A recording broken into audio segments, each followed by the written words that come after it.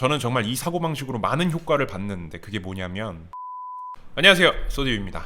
오늘의 주제는 거절을 잘하는 사람이 되는 방법에 대해 이야기해보려고 합니다. 일단 제가 무슨 정신의학이나 심리 쪽의 전문가가 아니기에 그냥 제가 살면서 느꼈던 것들, 저는 어떤 생각으로 거절을 잘 못하는 성격을 이겨내고 있는지를 이야기해볼게요.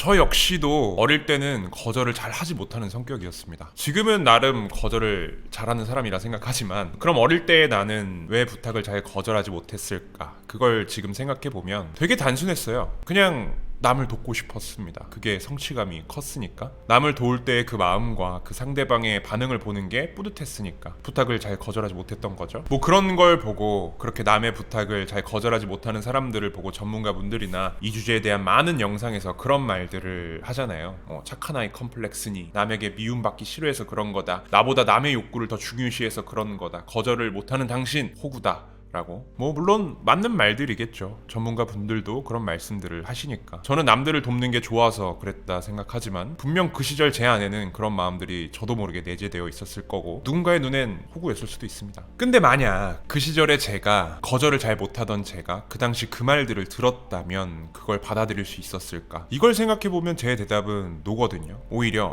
내가 잘못된 거고 문제구나 라는 프레임에 갇혔을 수도 있었을 것 같고, 내가 살아왔던 방식에 대한 그 부정들이 나를 더 혼란스럽게 했을 수도 있다고 생각해요. 물론 그런 말들을 듣고 경각심을 가져서 내 자신을 빠르게 돌이켜보고 내 행동들을 점검하고 더 나은 방향으로 키를 돌렸을 수도 있었겠죠. 그리고 그게 당연히 이겨넘는 최고의 해결 방법일 겁니다. 하지만 저는 모든 사람들이 그런 말을 듣고 빠르게 내 삶을 수정해 나갈 거라 절대 그렇게 생각하지 않아요. 아시잖아요. 우린 언제나 좋은 방향, 더 나은 방향을 머릿속으로는 알고 있지만 실천이 어렵다는 거. 그 실천이 습관이 되기까지는 정말 많은 시간과 노력이 필요하다는 거. 그게 쉬웠다면 이 세상은 그 어떤 트러블도 없는 유토피아였을 테니까. 아무튼 그래서 거절을 잘하는 사람이 되려면 어떻게 해야 할까? 일단 이 마음을 가져보는 거예요. 난 언젠가 거절을 잘하는 사람이 될 거다. 지금 당장이 아닌 그 언젠가. 이건 단거리 달리기가 아니라 장거리 달리기다. 물론 지금 당장 거절을 잘하지 못하는 성격으로 인해 힘드신 분들도 계시겠지만, 아시잖아요. 그런 뻔한 해결책들은 당신에게 지금 바로 적용시킬 수 없다는 거.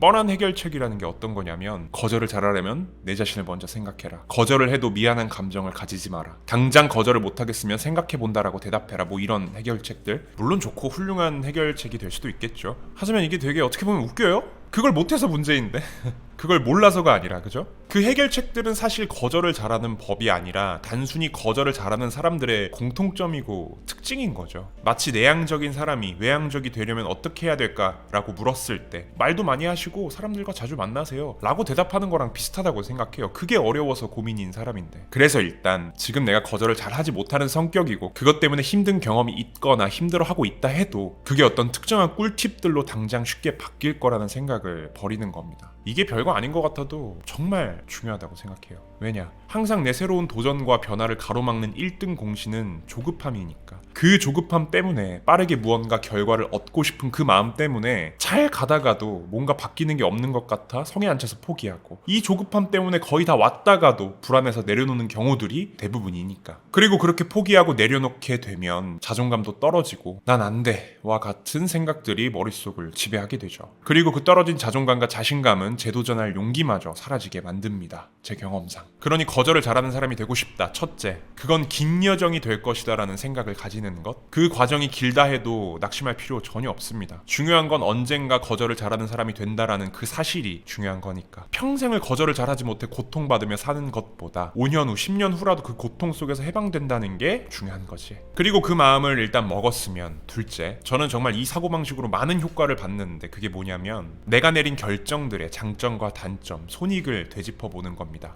특별한 변화를 주며 지금 당장 모든 부탁들을 거절하려 하지 마시고, 어차피 그거 잘 안 되니까 지금 그대로 남의 부탁도 들어주며 본인의 삶을 살되 내가 내린 결정들의 장점과 단점, 손해와 이익을 생각해보는 거예요. 최대한 객관적으로. 우리가 누군가의 부탁을 들어줬을 때, 그리고 그 부탁을 들어준다는 결정을 내리고 그것을 해냈을 때, 나는 나의 시간과 노력이라는 기회비용을 지출해서 그 부탁을 들어줬을 테니까 분명 장점과 단점, 손해와 이익이 발생할 겁니다. 그걸 객관적으로 따져보는 거죠.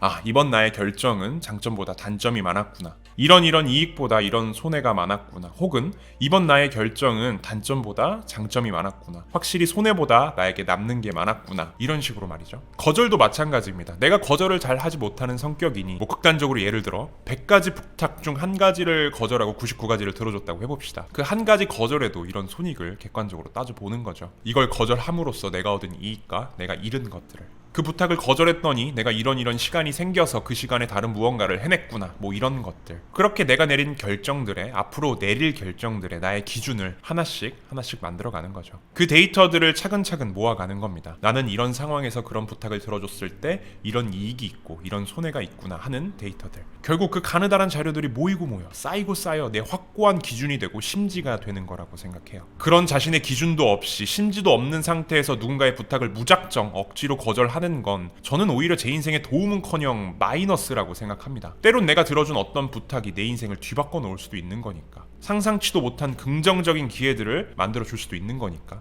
그러니 누군가의 부탁이라는 것에 무작정 부정적으로 생각하지 말고, 그걸 들어줬을 때 혹은 거절했을 때 확실한 장점과 단점, 손익을 따져서 그 기준들을 쌓아가는 겁니다.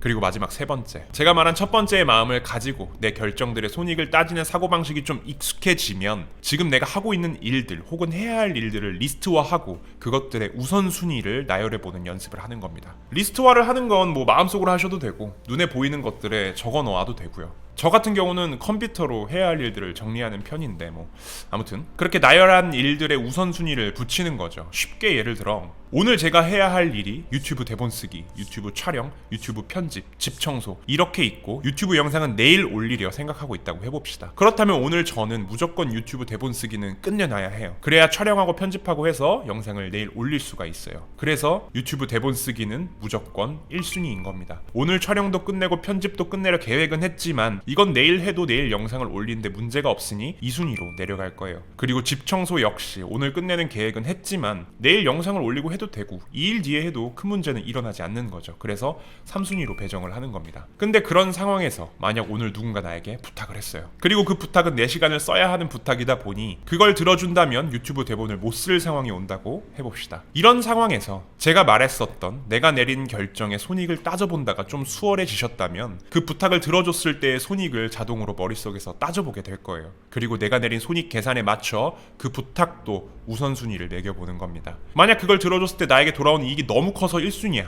그럼 오늘 나는 대본도 쓰고 잠을 줄여서 그 부탁도 들어주면 되는 거고, 만약 이익이 그래도 조금 있을 것 같아서 2순위야? 그럼 당연히 오늘 나의 1순위인 대본 쓰기가 우선이 돼야겠죠. 그래서 오늘은 안 될 것 같다라는 대답을 할 수밖에 없을 겁니다. 근데 만약 이건 들어줘도 손해만 있을 것 같아? 3순위도 안 돼? 그럼 이제 거절을 해야 하는 겁니다. 내가 이렇게 손익을 따질 수 있고 내 할 일들이 정리돼서 우선순위가 매겨져 있다면 그 전보다는 훨씬 더 수월하게 거절이 나갈 수 있을 거라고 생각해요. 이미 쌓여있는 내 기준들과 정리된 내 머릿속이 그 거절이 쉽게 나갈 수 있는 바탕이 되더라고요. 경험해 보니까. 그리고 그 바탕이 다져져 있으면 우리는 이제 더 이상 거절 잘하는 법이 필요하지 않게 되는 거죠. 왜냐면 자연스레 거절을 잘하는 사람이 되어 있을 테니까. 우리가 거절을 잘하려면 상대에게 미안한 감정을 가지지 마라. 상대의 부탁에 잠시 시간을 가져라. 남의 욕구를 먼저 생각하지 마라. 뭐 이런 것들을 먼저 생각할 게 아니라 그게 당연한 사람이 돼야겠죠. 우리는 거절을 잘하는 방법을 찾아야 될 게 아니라 거절을 잘하는 사람이 돼야 하는 겁니다. 이게 말장난 같아도 완전히 다른 말이거든요. 거절을 잘하는 방법? 실제로 거절을 잘하는 사람들은 그걸 생각하고 거절하지 않아요. 무슨 난 거절을 잘하는 방법을 알아서 생각할 시간을 갖고 미안한 감정을 안 가져야지 라는 마음을 가지고 거절하지 않는다고요. 그 사람들은, 그냥 그 거절을 잘하는 사람들은 내가 해야 할 일들의 우선순위와 손익을 따지는 게 습관된 사람들이니까 당연히 상대방의 부탁에 그 부탁이 내 일상으로 들어오려면 우선순위와 손익을 따져봐야 해서 생각할 시간을 갖는 것뿐이고, 그 부탁이 손해가 크다 판단이 되면 당연히 상대방에게 미안한 감정이 적을 거고, 이 모든 생각의 과정들이 남의 욕구보다 나의 욕구를 위한 것들이니까 당연히 남의 욕구를 먼저 생각하지 않는 거죠. 그 사람들이 거절을 잘하는 방법을 알아서 그런 것들을 따지는 게 아니라 그런 것들을 따지기에 거절을 잘하는 것처럼 보이는 겁니다. 우리가 행복해지는 법을 찾는다고 해봅시다. 많이 웃어라. 그럼 지금 내가 웃는다고 행복해질까요? 웃음이 많은 건 단순히 행복한 사람들의 공통점일 뿐입니다. 그들은 행복하기에 당연히 웃음이 많은 거겠죠. 우리는 당장 웃는다고 절대 행복해지지가 않아요. 그들의 공통점을 따라해봤자 내가 행복한 사람이 되지 않으면 그건 의미가 없어요. 요리를 잘하는 사람들이 칼질을 잘한다고 내가 칼질을 잘하면 요리를 잘하는 사람이 되는 게 아니라는 겁니다. 그들이 요리를 잘하기에 칼질을 잘하는 것일 뿐. 아무튼 말이 길어졌는데 저도 거절을 잘하는 사람이 되기 위해 아직 노력 중이고 실제로 제가 효과를 봤던 저의 생각들을 말씀드려봤습니다. 마지막으로 오늘 했던 이야기를 좀 더 쉽게 정리해보면 거절을 잘하는 사람이 되는 법, 이걸 비유하면 이런 것 같아요. 우리는 내가 가진 공간 안에 해야 할 일이라는 상자를 채워 넣어야 합니다. 근데 내가 가진 공간의 크기도 모른 채 상자의 크기에 상관없이 그 공간에 상자를 아무렇게나 채우려고 한다면 빈 공간이 얼마인지 앞으로 얼마나 더 넣을 수 있는지 알 수가 없겠죠. 그러다 보니 다른 상자를 넣어야 할 때 그래 일단 넣어보자 라는 식으로 그 상자를 채우려 할 것이고 결국 내 공간은 뒤죽박죽 미어 터져버리고 말 겁니다. 그리고 심지어 그 상자가 반드시 여기에 넣어야 하는 상자인지 버려야 할 상자인지도 구분하지 않은 채 아무렇게나 넣었다면 나중엔 정말 필요한 상자를 넣을 수 없는 상황이 올 수도 있을 거예요. 그래서 오늘 제가 말한 과정들은 내 공간의 크기를 파악하고 넣어야 할 상자의 크기와 우선순위를 파악하자 라는 말로 정리할 수 있을 것 같습니다. 그렇게 그것들을 파악하고 있으면 자연스레 내 공간에 넣을 수 있는 상자, 없는 상자들을 구분할 수 있을 것이고 나에게 반드시 필요한 상자를 우리는 잃지 않고 챙길 수 있을 겁니다. 오늘은 여기까지 소디비였습니다. 안녕. 새해 복 많이 받으세요. 안녕. Purpose? What do you mean? Everything has a purpose, even machines. Clocks tell the time and trains take you places. They do what they're meant to do.